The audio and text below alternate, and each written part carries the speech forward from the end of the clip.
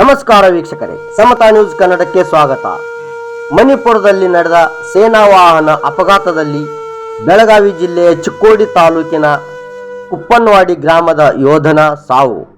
ಹೌದು ವೀಕ್ಷಕರೇ, ಮಣಿಪುರದಲ್ಲಿ ನಡೆದ ಸೇನಾ ವಾಹನದಲ್ಲಿ ಡ್ರೈವರ್ ಸೇರಿ ಸುಮಾರು 7 ಜನ ಇದ್ದರು.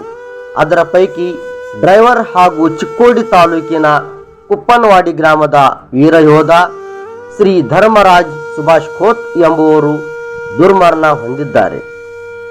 ಇನ್ನುಳಿದ ಯೋಧರನ್ನು ಆಸ್ಪತ್ರೆಗೆ ದಾಖಲಿಸಿ ಚಿಕಿತ್ಸೆ ಮಾಡುತ್ತಿದ್ದಾರೆ ಎಂದು ತಿಳಿದು ಬಂದಿದೆ.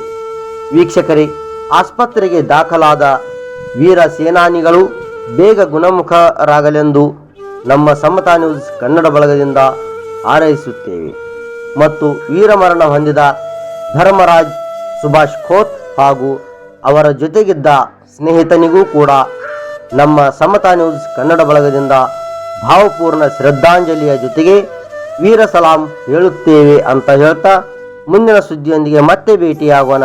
ಅಲ್ಲಿವರೆಗೆ ನೋಡ್ತಾ ಇರಿ ಸಮತಾ ನ್ಯೂಸ್ ಕನ್ನಡವನ್ನು. ನಮಸ್ಕಾರ.